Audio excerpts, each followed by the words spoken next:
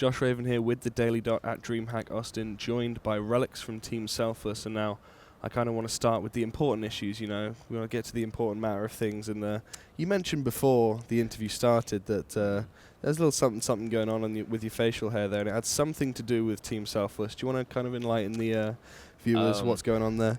So I don't think anybody on my team has been blessed with good facial hair genetics, but we kind of made an agreement that we wouldn't shave until either we won this event or the minor, which is in 2 weeks.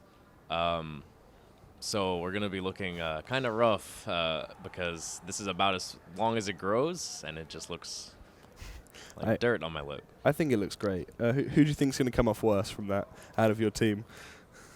I don't think 3 of them can even grow anything, so probably mainline, because he just gets kind of like the neck beard that doesn't really grow into anything. It just kind of goes down. So. Yeah. Damn. Well, unfortunately, you couldn't pick up a win here in DreamHack Austin. But in all fairness, it kind of looks like you played fairly well. Took double figures against Team Liquid twice, I believe. Defeated Energy.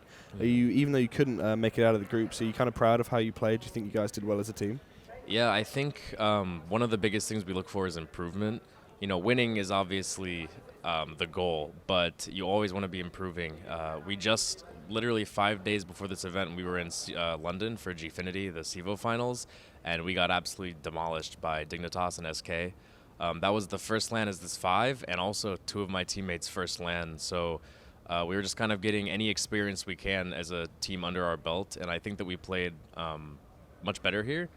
I think that it was really big. The BO3 win versus Energy was our first BO3 win on LAN as this 5.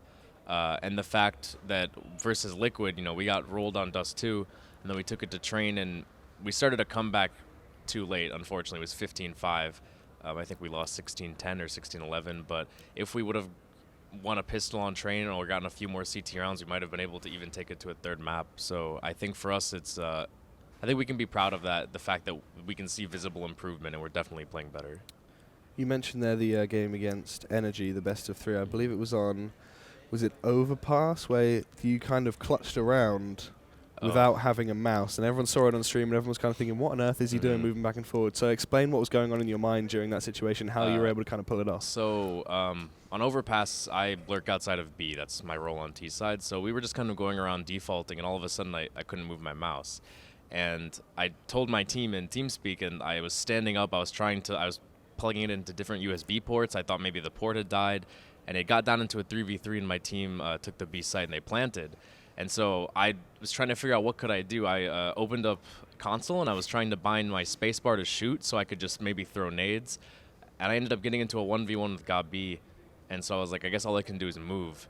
And so I got to the end of Monster Tunnel and waited for him to tap the bomb. And I was just trying to make a lot of noise to see if he'd get off. He ended up not having a kit. I didn't know at the time, but when I watched, and so he just opted to save the op. But it's definitely interesting. I don't think that I've ever seen that happen at a tournament. I mean, you played it off pretty well. That was a pretty sick play. It did well. Everyone kind of enjoyed watching the highlight of that. But going back to Selfless as a team, obviously the team name kind of says it itself.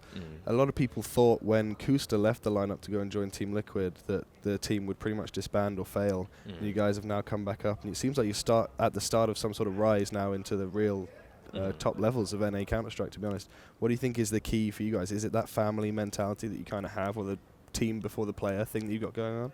Yeah, I think a lot of people kind of discredited, or not discredited us, but they counted us out of anything after we lost Kusta, because we did play around him as a player. With a lot of teams do the same when they have a strong opper. When you look at Navi before they picked up Flamey, when they kind of relied on Guardian, or the old Titan lineup with Kenny Hess, you know, they work around their opper to help them, you know, to get picks and give them advantages. And then we picked up 2 players that had never played in the professional scene before. They were up and comers.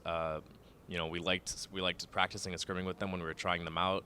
They seem to have good mentalities, and the whole idea of the team is the team comes before yourself, and that is kind of a personal mindset, but also it should show in our play where, you know, we try to discipline ourselves where you're not making, you know, like frag-hungry decisions where you go to take a 1v1 when there's no one there to trade, or you don't do something that, you know, if, you know, trying to pad your stats. You know, you're playing with the team, for the team, and I think that's important. I think that definitely is one reason why we've been able to find success being such a kind of a new roster as 5. So would you say, obviously Kusta is a very talented player, no one's doubting that, but would you say in a kind of strange way that his departure has actually kind of helped the team in a way kind of get better as a team rather than somewhat relying on Kusta to be dropping like 30 or 40 frags a game as he was previously? I think it's partially that. I think a lot of it has to do with, because when we were at the minor, the previous minor that we won with Kusta, when he's just killing everybody, you don't need to do anything as an individual. Like if one player is just dominating, you help them carry you. But when you lose a player like that and then you pick up 2 more players, like other people need to step up. So whether that's Nifty, who is our new primary op, or whether that's Mitch, who now entries with Uber, or me, or mainline, whoever it is, it allows other players maybe to kind of find their stride and realize, I can also, I can frag hard if I need to. I can make up for the loss of, 1 star player. So maybe you don't have a star talent like a Kusta or, a Guardian or someone on your team, but if you have 5 players who work as a team, and then every once in a while when you need it, 1 or 2 of them can step up and, give you that extra boost to kind of carry you over. Yeah, I did notice in your games at least, it seemed like every game there was a different player kind of top fragging and having the most impact. Do you think that can be a problem for some teams who rely on these players? Teams like Luminosity, they have multiple players that can step up. Fnatic, multiple players who can step up, whereas some teams, they do rely on 1 or 2 individuals, and when they don't show up, things can go wrong. So do you think it's better to have a star player or 2 star players that can consistently show up but not all the time, or would you rather have a team that's kind of all capable of sometimes having high impact? I think it's very just dependent on the team, and every team plays differently, and they all kind of work differently. If you look at, for instance, when Navi only had Guardian, and when Starix was playing, they didn't have Flamey. Guardian was basically their heavy carry. Every once in a while, you might see like Edward have a good game or something like that, but then they pick up Flamey, who's a heavy fragger, and then they have that extra boost where it's like Guardian, it's not all on his shoulders. So I think it is important. You need multiple players that can put in that work, and they have that heavy fragging power. I don't necessarily think it's a bad thing if you have 5 players who at any time one might step up. I do think that does leave it to chance. What if you need one of those players to step up and they're just not having a good game, and then you're just kind of left in dead in the water. But well, looking forward now, obviously Kusta did leave, and he seems to be having some sort of problems on Team Liquid. He can't quite find his rhythm there. What do you think his problem is on being on Team Liquid? Would you say he kind of stepped up to the big team too soon, or do you think he's going to kind of eventually get in? It's not too big of a problem for him. With his, when I was playing when we were enemy, with his performances, I think that he was being talked to by several different teams, and I actually think that Liquid had reached out to him before, and he declined to play with us still. None of us, we're still good friends with him. We don't resent him for leaving. That was an opportunity where it's like, go ahead, man, take it. I think originally when he joined their team, they had a very weird team dynamic with him and Simple, because they picked him up to primary op, but then Simple was wanting to op. And then I think that they just decided, okay, Simple, you're going to let Kusta op, and then he only opt on CT sides. And I think there might have been kind of a struggle for roles there, and I think that might have, if you're a primary op and your team doesn't have confidence to give you the op, and they're like, no, just give it to Simple, that has to hurt your confidence as a player. So I think maybe Kenny kind of struggled to find his role, and I also think that they weren't, I don't know if exactly how they wanted to use him, but they weren't using him, if he's an opper who's an aggressive opper and likes to go for picks, kind of like the JW-esque style, and they just want him to hold passively, if that's not his style of play, then it's not going to work the best as if you let him do what he wanted to do. I will say since Simple left and they repicked up Adren, and, Kusta's the primary op, Adren in-game leads for them, he seems to be doing better. He played very well versus us. Online, he's been playing pretty well, so, I'm happy that he's found form again. Not happy that it was against us, but he seems to be playing better recently. Okay. Well, looking at the whole of DreamHack now, we talked about Liquid and you guys. It seems like we've got a Brazilian final, unfortunately, at this North American-based tournament. Yeah. Do you think it's simply because they're just way too good, Tempo and Luminosity, or do you think there were some shortfalls of North American teams in particular? I think that, I mean, they are both extremely talented teams. Not only it's because their teamwork is exceptional, but like you said, if you look at a Tempo or a Luminosity, they have multiple players on each team that can step up.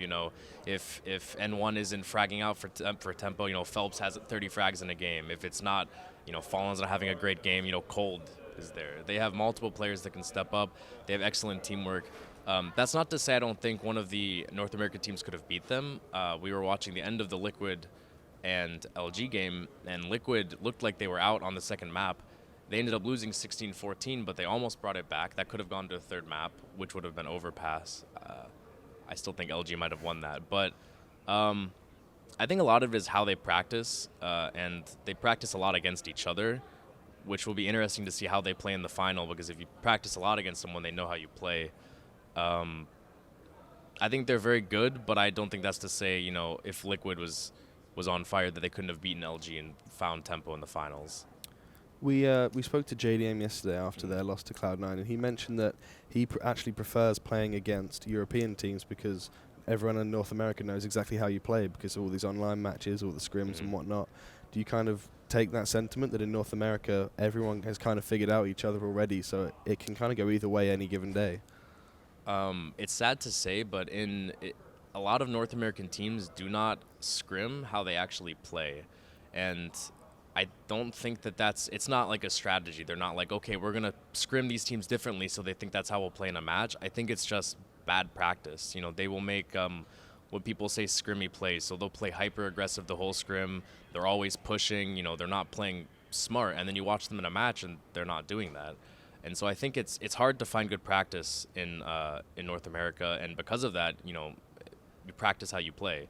So with Luminosity and Tempo, if they're just scrimming each other all the time and they're constantly getting a good practice, they're able to practice, their defaults, their executes, and things like that, then it's going to show in the matches. And if you try to practice, and execute versus some North American teams who just, it's like they don't like practicing, so they're just trying to get it over with. And I think bad practice obviously impacts, play in tournaments or in leagues. So would you say that's kind of the main problem that's holding North American back, is the practice kind of ethic going on there, or do you think there's some more problems? Because it seems like there's a lot of players who are on the similar skill level as Europeans, both in terms of fragging. There's something going wrong here strategically, practice-wise. What do you think is... I don't know if it's the North American mindset where it's just kind of ingrained, where we have this there's been this bad practice system or, very undisciplined style of play for so long that people, you get it from playing from like pugs and from playing casually, where you just build bad habits and, you can't break them. I think that, like, overall as the pro scene in NA, we should be happy that there are teams like Luminosity and Tempo, because the better teams there are, the better practice you get. And, I think that it is getting better. It's not as bad as it used to be. I think it's slowly improving, but I still think it'll be a while before we're on the level of, overall of like the European teams. Okay, well, before we end things off, we'll head back to you guys in Selfless. There's a minor qualifier coming up, I believe, for the next major tournament. What do you think it's going to take for you guys to kind of improve from here and see if you can challenge for those spots in the minor qualifier to go to the major? Do you think you guys are going to be ready in about a month's time, I think it is? Yeah, it's about 2 weeks. It's the 20th of this month. I think that we need to revise some of our maps and kind of change how we play, kind of deepen our map pool. I think that this minor will have tougher competition than the last minor that we played at. Overall, I just think that the experience we've gained, from CEVO and from here is kind of invaluable to our growth as a team. And other than that, it's just up to us to put in good practice in these next 2 weeks and, come prepared.